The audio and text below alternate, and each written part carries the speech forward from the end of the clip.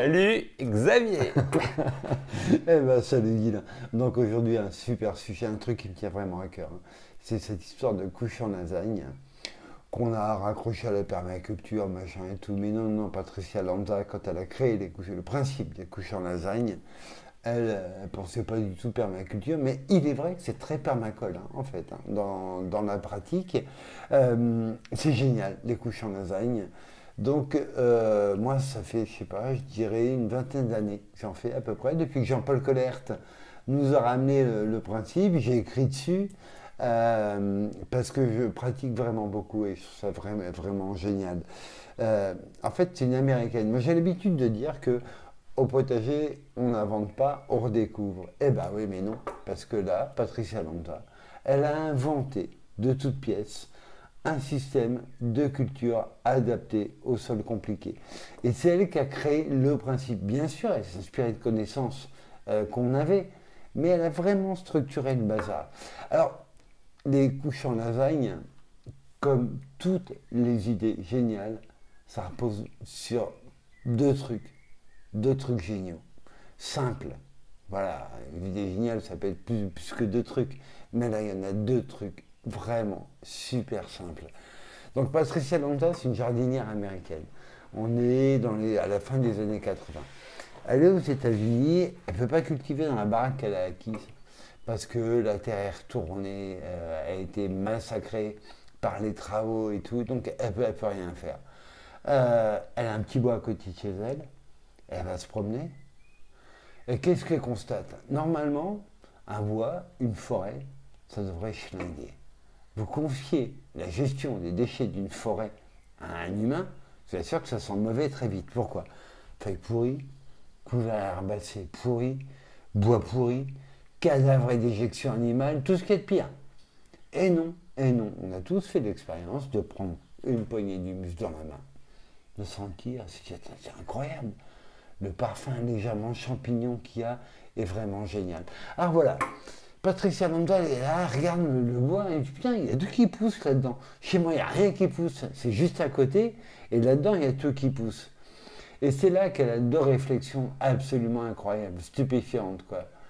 Première chose qu'elle voit, elle dit, tiens, il n'y a pas de tas ici. La nature ne fait pas de tas. Quand il y a un tas, c'est un homme. C'est pour ça que les tas de compost, c'est compliqué à ce point, hein, d'ailleurs, hein. Mais voilà, il n'y a pas de tas, il n'y a que des couches. À un moment, les feuilles tombent, à un moment, le couvert herbacé disparaît, etc. Pardon. Mais là, on est vraiment en strate, en fait. On n'est pas en tas. Ça, c'est la première chose. La nature ne fait pas de tas, elle fait que des couches. Sacrée observation, mine de rien. Parce qu'on est tous avec nos tas de compost. Enfin, moi, maintenant, c'est fini le tas de compost, hein. J'ai bien compris que le tas demandait beaucoup trop d'énergie. Ça, c'est le premier truc. Deuxième truc, quand j'étais gosse, on m'apprenait, c'était il y a longtemps, hein, je te vois qui vraiment quitte. Oui, c'était il y a longtemps. Et donc, on m'apprenait qu'il y avait deux origines différentes aux déchets, que c'est comme ça qu'on les classait. Déjà, on nous disait déchets, alors qu'il faudrait parler de ressources. Les déchets, on peut laisser ça à l'industrie pétrochimique, par exemple. Nous, on ne fait pas de déchets, hein. On fait que de la ressource, en fait. Bon, on emploie quand même le mot déchet, vous me pardonnez, et vous mettez des gros guillemets, c'est des vieilles habitudes. Et donc, on a des déchets d'origine animale et des déchets d'origine végétale. C'est ça qu'on apprenait quand on était gosse. Et elle a dit, bah oui, mais non, non, non, c'est vrai, mais c'est pas comme ça que je veux voir les choses. Elle a voulu voir les choses en se disant, il y a des déchets riches en carbone et des déchets riches en azote. Pour simplifier, ceux qui sont riches en carbone, on les appelle bruns. Ceux qui sont riches en azote, on les appelle verts. Attention, hein, parce que c'est un peu piégeant, hein, cette histoire de couleur. Vous prenez un brin d'herbe, c'est un déchet vert, riche en azote. Vous laissez sécher, il brunit, hein, mais il est toujours vert. Voilà, il est toujours plus riche en azote. Alors, un truc pour distinguer déchets verts de déchets bruns, en fait, que je trouve super simple. Ce qui fait la richesse en carbone d'un matériau, c'est la lignine. La lignine, c'est un constituant des cellules végétales qui rigidifie, qui permet de rigidifier leurs parois. Autrement dit, vous prenez un truc, oui, ça tient debout, une branchette, riche en carbone, foum, ça plie, un brin d'herbe, ah, riche en azote. Ce repère-là est super simple. Et quand vous prenez un truc qui fait les deux à la fois, tiens, prenons une feuille morte, par exemple. Prenez une feuille morte, par le pédicelle, bah, le pédicelle, ça tient debout, hein. Mais la feuille morte, boum, ça tombe. Donc vous avez les deux à la fois. Donc on est sur un rapport carbone sur azote harmonieux.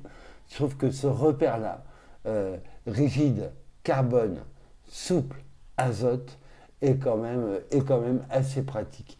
Donc voilà sur quoi reposent les couches en lasagne. Deux principes simples. La nature ne fait pas de tas, mais elle procède par strates, toujours. Et on considère les déchets non pas comme par leur origine, mais par leur richesse en carbone ou en azote. Alors voilà, on se remet à la place de Patricia Lanza, donc cette jardinière américaine géniale, hein. On est en 89-90, hein, grosso modo. Donc elle dit voilà, vert, brun, couche, mais attention, quand on regarde dans la forêt ce qui se passe, il pleut, hein, mine de rien. Donc il faut de l'eau aussi. Donc il faut du vert, du brun, de l'eau. Et un truc quand même, c'est diversifier les apports.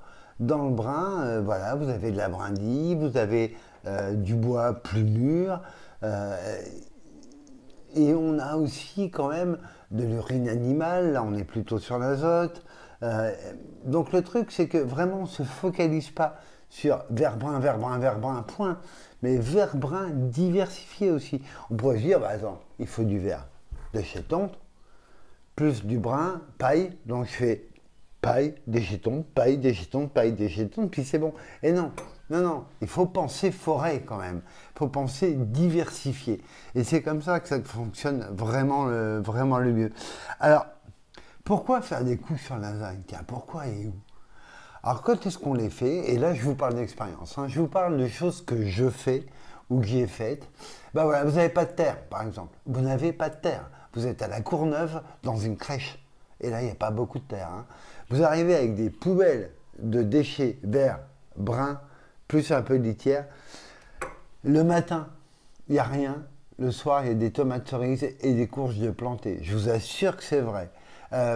Vous avez fait construire une maison, par exemple, et vous avez un terrassier. Ah ouais, ça y est, je vais m'agacer. Non, les terrassiers, ils sont pas très cool, hein, quand même, parce qu'ils ont tendance vraiment à mélanger les couches, hein.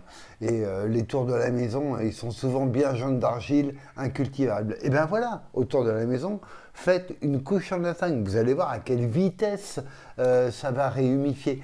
Moi, j'adore les couches en lasagne parce que j'ai un sol hydromorphe qui ne me permet pas d'intervenir trop au printemps. Ah, mais pas de problème. Moi, je fais des couches en lasagne tout autour du potager et, ou dans le tunnel.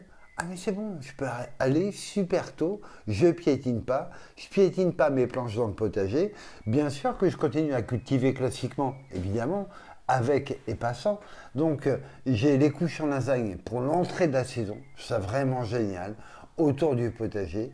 Et donc je fais mes pommes de terre primeur, de la laitue, du petit radis rose, etc. Et après, je rentre dans mon potager. Ça tombe bien, hein, d'ailleurs, hein, quand même. Couche en lasagne, il demande de l'eau. L'eau, on l'a au printemps. En été, il peut faire plus sec. Eh ben, mais pas de problème. En été, moi, je suis, à ce moment-là, en planche classique. Donc, quand est-ce qu'on fait des couches en lasagne? Eh ben, quand on n'a pas de sol, tout simplement. Je vous assure que c'est impressionnant, hein. Sur des toits terrasses, hein, vous faites ça, hein. 40 cm, vous n'avez pas de poids en plus de terreau, vous n'avez pas d'achat de terreau à faire. Vous pouvez, et je vous assure que c'est carrément, mais presque miraculeux, c'est tout à fait étonnant les couches en lasagne. Vous avez un sol compliqué au printemps, vous avez un sol qui a été abîmé. Ben voilà, en restauration de sol, la couche en lasagne, c'est absolument génial. Voilà, bêtement, c'est hyper pratique.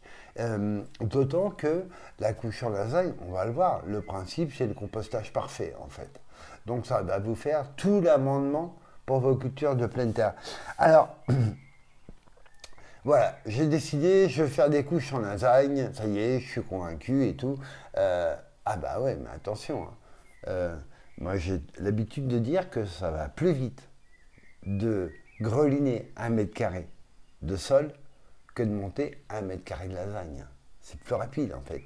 Donc jardiner sans travail du sol, mais quel boulot en fait. Parce que là, il y a intérêt d'anticiper, hein. Il faut de la matière, hein.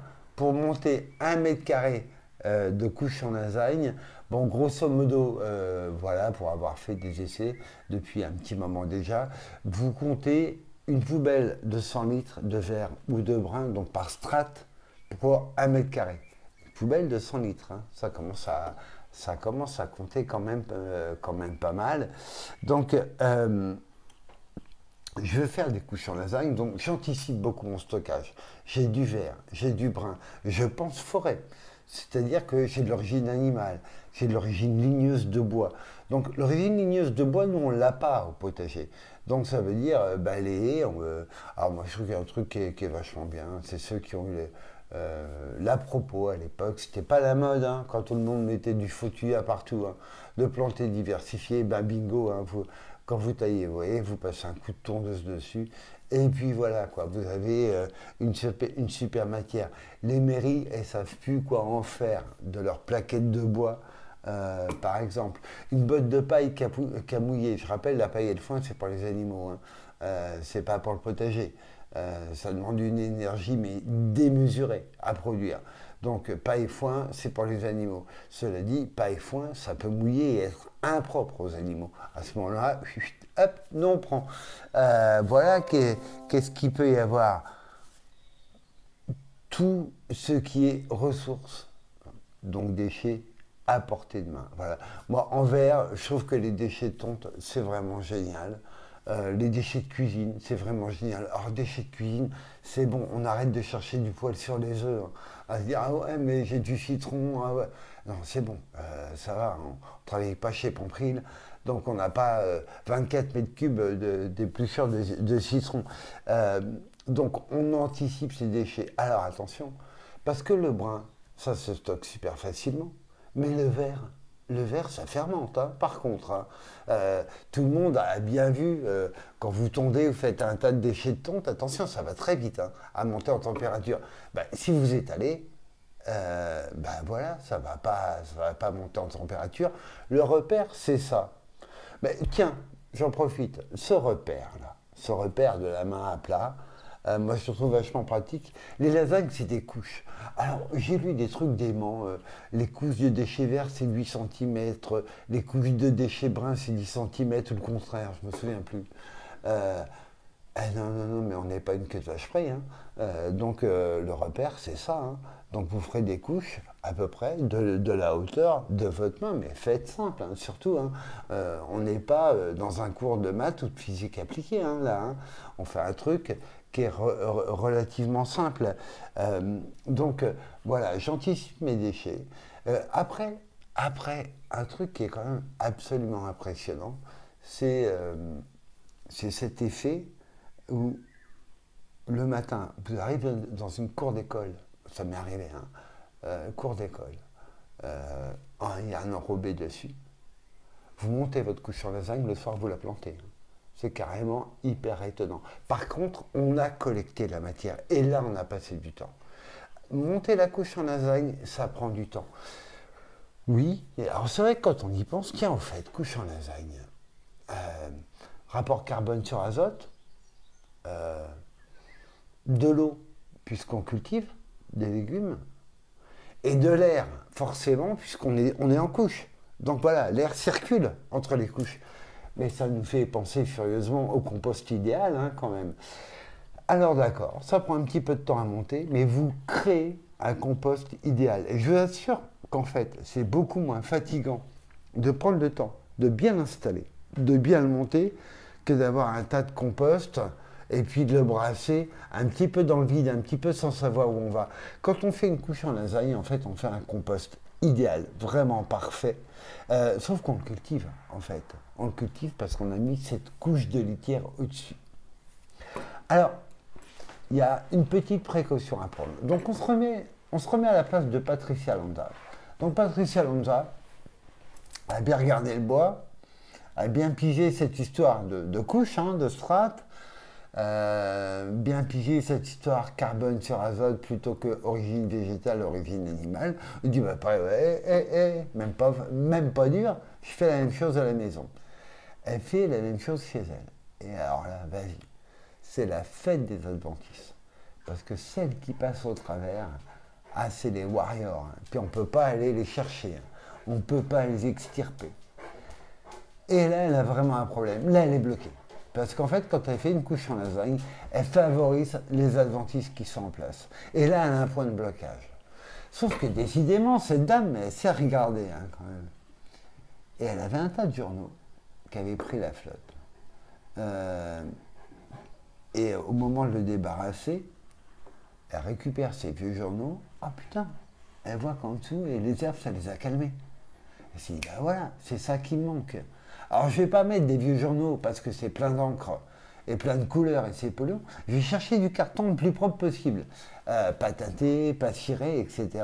Virer tout ce qui colle dessus, les autocollants, les adhésifs, etc. Et c'est mon carton, qui est de la cellulose, qui va bloquer l'enherbement. Évidemment, voilà, les couches en lasagne, c'est pas oui au potager. Hein. Donc nos cartons, j'aimerais bien hein, qu'ils soient que de la cellulose, mais non, on sait très bien qu'il y a des produits ignifuges dedans et tout. C'est pas idéal, c'est pas parfait, même quand on prend soin de bien trier l'origine de ces cartons. Voilà, après je laisse chacun faire en conscience. Il y a d'autres solutions. Hein. Nous ici, on utilise du carton. Par moment, on se met sur bâche tissée. Bon, mes bâches tissées, elles ont plus de 15 ans. Vous pouvez mettre sur du béton aussi, hein. Attention, et là, vous n'avez pas besoin de carton. Hein. Vous êtes sur votre balcon, vous montez sur un balcon. Moi, j'en ai fait, hein, donc je peux vous en parler. Vous n'avez pas besoin de carton. Vous êtes sur un toit terrasse, vous n'avez pas besoin de carton. C'est quand même assez incroyable ce truc. Par contre, vous êtes dehors, dans l'herbe, si vous ne mettez pas de carton ou un occultant, alors là, attention, ce qui va passer au travers, ça va être costaud, c'est les warriors, vraiment, et vous ne les enlèverez pas, ça c'est certain. Nos petites histoires de lasagne, du coup. Comment on les fait, où on les monte, quand on les monte. Alors encore une fois, hein, on se rappelle, on les monte le jour même. Vous embêtez pas, vraiment, vous collectez la matière, le jour même, vous la montez. Vous savez que le verre, ça fermente. Ben, c'est pas grave, vous l'étalez, vous pouvez le stocker une fois qu'il a séché, quand il a été étalé. Ça, c'est bon pour ça. Quelle forme? Ben, la forme que vous voulez. Alors moi, une des plus drôles que j'ai faites, c'est un jardin que j'ai visité. Et en fait, vers l'entrée du jardin, on avait fait une forme de flèche. C'était assez génial, c'était vachement rigolo. Moi, d'un point de vue personnel, j'ai bien le carré d'un mètre. Je trouve ça pratique. D'ailleurs, ça me rappelle un truc. Moi, le carré d'un mètre, c'est des planches. Voilà, parce que j'ai pu récupérer du bon bois pour faire mes carrés. Donc, c'est des planches. Ça fait 1 m². Je mets une œillère au milieu pour avoir l'eau. Terminé. Mais c'est pas obligé du tout. On se rappelle hein, les secrets du compost. Carbone sur azote, air, eau. Ah, mais oui, mais il y a moins d'air quand on fait un carré, forcément. Alors oui, il y a moins d'air et ça va un peu moins vite quand on est en carré qu'à l'air libre. Attention, quand on monte à l'air libre, moi j'aime bien hein, les couches en lasagne montées à l'air libre, sans aucune retenue. Hein. Moi je fais vraiment les deux. Je trouve que la retenue c'est facile, hein, on peut y aller vraiment à la pirate, quoi. Mais quand on est vraiment sans aucune retenue, il faut faire gaffe à monter vraiment comme un coffrage. Parce que sinon, on a l'effet taupinière. Vous commencez sur une largeur au sol, première couche, deuxième couche, et vous serrez, vous avez pris 50 cm au sol, arrivé en haut, vous plantez de l'étui, hein, parce que vous avez monté en taupinière. Donc en fait, on fait gaffe à bien monter sur un système de presque de coffrage, de tenue, pour bien garder, on vérifie, on a une pige, on vérifie qu'on a bien gardé sa surface. Mais c'est ça qui est génial avec les couches en lasagne.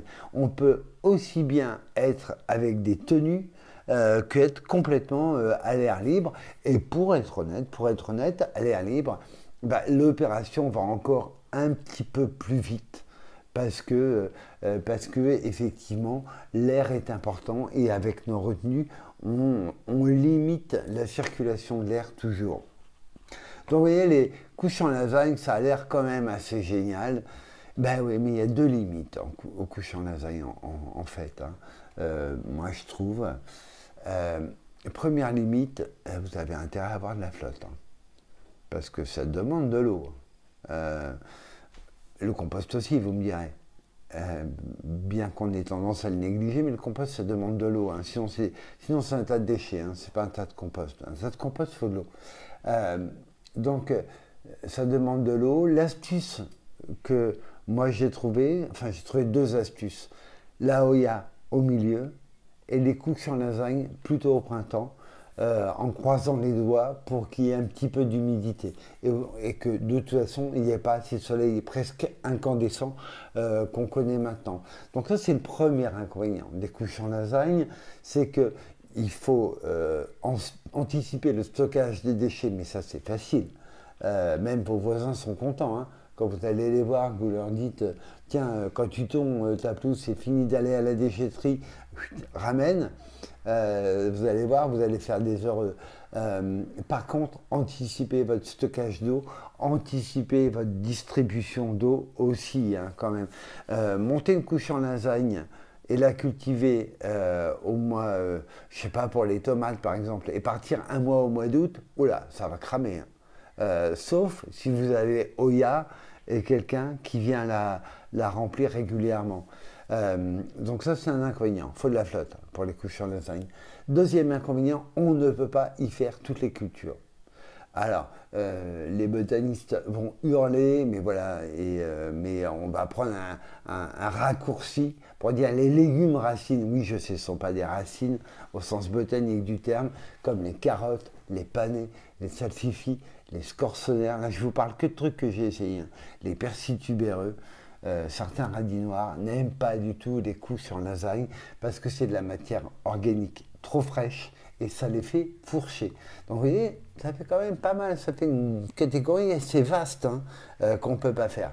Par contre, deux catégories qui adorent les couches en lasagne, les légumes fruits type aubergine, poivron, tomates, bon, et courges, ça on se doute bien, on a tous vu des courges sur les tas de fumier, hein. Donc la matière organique fraîche, boum, ça leur plaît.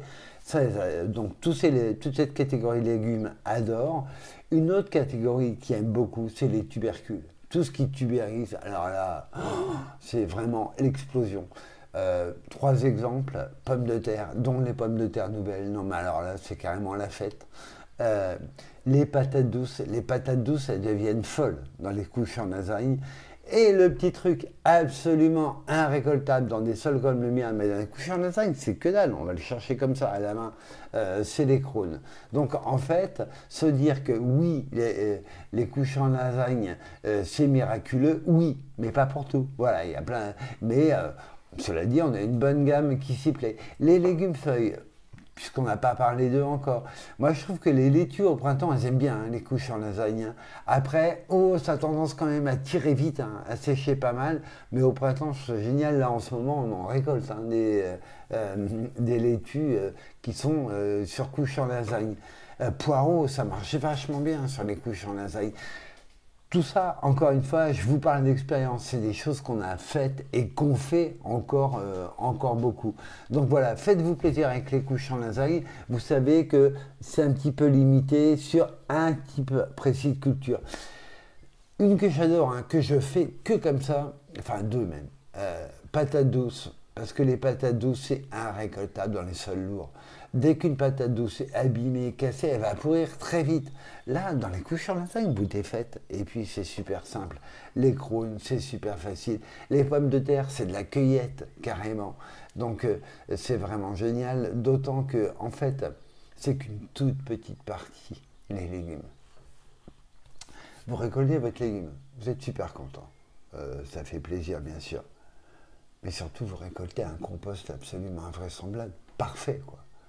Le compost idéal que vous avez jamais, non pas jamais, j'exagère bien sûr, j'aime bien exagérer, mais que vous n'avez peut-être pas encore réussi à produire. Et ce compost-là, bah, vous en faites ce que vous voulez, la litière pour le prochain coup, vous en faites, moi je fertilise le potager, on a vu hein, la couleur du potager maintenant, hein, du sol. Moi je fertilise mon potager qu'avec le reste des couches en lasagne. Et donc ça va nous permettre d'aborder un autre sujet, c'est le après. Voilà, j'ai fait ma couche en lasagne, j'ai récolté, mais après je fais quoi au fait? Alors voilà, j'ai fait ma couche en lasagne, ça s'est passé génial, comme, bah voilà, comme oui oui au potager en fait, hein, tout était nickel, super récolte. Donc il y a eu ce qu'on appelle l'affaissement. L'affaissement c'est impressionnant hein, en fait, hein, c'est que comme ça évolue, faites une couche de 40. Voilà, moi en fait, quelle hauteur? Tiens, quelle hauteur de couche en lasagne? Moi j'ai remarqué qu'en partant de 40 de haut, donc vous voyez à 5-6 couches en général, plus la couche de litière pour finir. J'ai remarqué que tout se cultive. Voilà, tout passe. La couche de litière, donc je reviens dessus parce que je pense que je l'ai abordé trop superficiellement. La couche de litière, c'est une petite couche de terre arable, presque je dirais, cultivable, qu'on met au-dessus sur laquelle on va planter ou semer. Attention, hein, alors moi dans les essais que j'ai fait, carottes, ça fourche, navet, ça marche. Hein. On peut se mettre du navet, par exemple. Mais cette couche de litière, donc quel repère on prend en épaisseur? Si on prend ce repère-là, je connais des jardiniers merdos qui vont être contents, hein, parce qu'on va en acheter du terreau. Le but, c'est la première année, on achète un petit peu de terreau pour faire notre litière. La deuxième année, c'est notre couche en lasagne qui a composté, qui a produit la litière. Donc, quelle épaisseur? Le repère que je prends, moi, c'est, vous voyez les petites mottes de laitue, là? Quand on achète des laitues en petits carrés, là. Pas plus épais, c'est pas la peine. Juste, ça suffit. Et tout passe dedans. Je vous assure que j'ai planté des poireaux en racines nues dans dans des couches en lasagne. Il y avait ça de litière. C'est-à-dire que je fais mon trou, je glisse mon poireau, mais attention, hein, le poireau, je le glisse, je suis dans le déchet. Hein. On a passé la litière. Pas de problème, il s'éclate. Je comprends pas. Je trouve ça génial parce que vraiment je pige pas. Il se passe donc l'autre phénomène, le phénomène d'affaissement. C'est-à-dire que, ben voilà, toute cette matière évolue. Vous êtes à 40 de haut, vous finissez à 15-20 de haut. Parce que tout ça a travaillé, a composté. Et vous voyez, je vous assure que c'est vrai, vous voyez les tomates qui descendent, vous voyez les laitues qui descendent, vous voyez les oignons qui descendent. Mais tout va bien. Comment ça se fait? Je ne sais pas. Je n'ai pas du tout d'explication là-dessus. Comment une plante peut se faire à ça, à cette matière qui évolue et qui, qui se transforme et qui, en se transformant, gagne en densité, mais perd en volume, en fait. C'est vachement étonnant. Donc voilà, j'ai ma couche en lasagne, ça a marché super, elle s'est affaissée, j'ai récolté des pommes de terre à foison, tout va très bien. Qu'est-ce que je fais sur cette couche avant on fait exactement ce qu'on veut, en fait. C'est ça qui est génial. Première chose, déjà, il y a cette espèce de compost parfait qu'on obtient. Bon, si on veut remonter une couche en lasagne, on en met de côté pour faire la litière et pas retourner acheter du terreau, ce serait dommage, parce que maintenant on l'a la litière. Donc voilà, on met de côté pour faire la litière. Qu'est-ce qu'on peut faire avec? Vous vous dites, mais elle était géniale là où elle est. Je remonte dessus. Bon, on peut remonter dessus. Vous dites, elle est géniale, elle était géniale là où elle est. Par contre, j'ai du rempotage à faire. Hop, je récupère tout le terreau obtenu et puis je garde juste la litière et je remonte de zéro. Vous dites, il fallait quand même être un peu stupide pour mettre une couche en lasagne à cet endroit-là parce que je passe plus la brouette. Eh bien, c'est pas grave, vous en remontez une ailleurs. Tout est possible. Moi, les couches en lasagne, en fait, ici, le sol est difficile. Hein. C'est un sol hydromorphe qui demande, quand on plante des arbres, à les planter plus en sol exaucé, rehaussé, qu'enterré. Donc, en fait, mes arbres, je sais que je les plante fin novembre. Génial. Je sais où je vais les planter. Je monte là où ils vont être, des couches en lasagne que je cultive. Et après, je plante mes arbres après récolte, en novembre. Et là, bam, ça part à bloc. Pourquoi ça part à bloc? Tiens, Mais parce que ça, c'est un peu. Alors, pardonnez-moi hein, de me montrer un petit peu dur, mais ça fait tellement longtemps que j'en fais plus. Mais ça, c'est un peu l'absurdité du tas de compost. En fait, quand vous faites un tas de compost, il y a toute une vie dedans. Levure, bactéries, microphones, etc. Et, et il y a toute une vie. Mais cette vie, est-ce que je veux qu'elle soit à 20 mètres du potager ou dans le potager, ou là où je vais planter. Et en fait, c'est ça qui est intéressant avec les couches en lasagne, c'est que vous générez un mouvement de vie absolument incroyable là où vous êtes. Donc après, vous faites exactement ce que vous voulez. Vous plantez un arbre, vous en remontez une, vous récupérez la litière, vous récupérez le compost, vous faites ce que vous voulez. Et c'est ça qui est génial. Et on s'aperçoit d'ailleurs quand, en fait, qu'est-ce qui nous plaît quand on fait des couches en lasagne? Tout le compost obtenu, voilà, on met de côté un petit peu pour la litière, le reste on fertilise, on rempote, etc. Mais on est super heureux qu'elle soit démontée la couche en lasagne. Parce qu'attention, hein, le potager, lui, pendant ce temps-là, il ne s'est pas arrêté. Hein. Il en a produit des, entre guillemets, déchets verts. Elles ont poussé. Des arbres, on en a été élagué, etc. Donc la matière, on l'a tout le temps, tout le temps, tout le temps. Et voilà une belle manière de transformer la matière. Encore une fois, on a une limite, enfin, on a deux limites aux couches en lasagne. Première limite, anticiper l'eau. Alors là, je trouve que le OIA, c'est vraiment parfait. Mais il faut anticiper l'eau. Ça peut être aussi anticiper la période. On fait des lasagnes plutôt au printemps. Sinon, on dit oui, il faut les faire en avril. Bon, j'ai fait toute l'année hein, des couches en lasagne. Pas de limite dans le temps. Hein. Vous faites quand vous avez la matière, vous montez votre couche en lasagne. Donc première limite, l'eau. Deuxième limite, on ne peut pas cultiver tous les légumes. Donc si je récapitule là, pour les couches en lasagne et que vous aussi, vous voulez vraiment profiter de cette magie. Donc, c'est tout simple. Vous êtes dans l'herbe. Il faut un occultant. En général, du carton non teinté, non ciré. Ça peut être aussi une bâche tissée propre, quoi.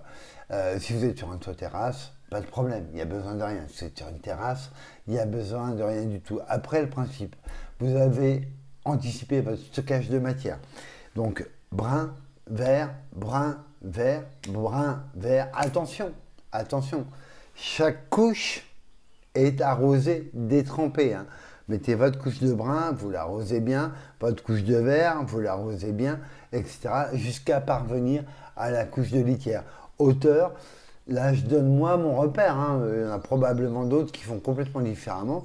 Moi je monte à 40 et vraiment je suis tranquille, tout marche, tout passe. Donc voilà, extrêmement simple. Quand est-ce qu'on les fait? Mais toute l'année. Ah, effectivement, ça va moins vite l'hiver qu'au printemps, ça on s'en doute bien. Quand est-ce qu'on plante? Le jour même, hein, le jour où on la monte. Est-ce qu'on peut préparer sa couche en lasagne longtemps en avance et puis au fur et à mesure des déchets? Moi, je ne suis pas super favorable parce que je trouve qu'elle commence à travailler alors qu'il n'y a rien et tout. Je préfère stocker la matière, la faire d'un seul tenant, et planter. Alors que commencer à la monter, revenir dessus tous les mois, je trouve que c'est pas génial. Mais encore une fois, ça peut marcher probablement. Donc voilà, super simple. Pour ceux d'entre vous qui veulent un petit rappel, j'ai publié chez Larousse un petit fascicule tout simple sur les couches en lasagne qu'ils ont baptisé lasagne et permaculture. Parce qu'il faut savoir qu'un éditeur, s'il n'y a pas permaculture dans le titre, il pleure. Il n'est pas bien. Voilà. Néanmoins, c'est un petit fascicule très simple qui rappelle ces principes-là. Mais en fait, il n'y a pas besoin de grand-chose. Je vous assure que le principe est super simple, expérimenté. Et je vous assure qu'il y a de quoi se faire plaisir. Avec un truc qui est génial dans les couches en lasagne. Vous savez, les permaculteurs disent... ne pas être que le problème, mais participer à être la solution.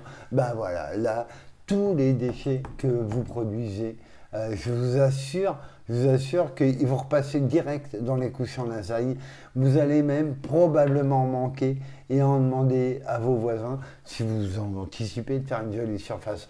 Alors voilà, je vous souhaite une belle saison de couches en lasagne, une belle saison de potager. Faire des couches en lasagne n'empêche pas de faire des planches classiques, hein, vraiment avec et pas sans. On fait les deux. Ici, on fait les deux et vraiment, c'est hyper agréable. Eh bien, merci Xavier. On se retrouve bientôt. Avec Abonnez-vous, plaisir. partagez et à bientôt.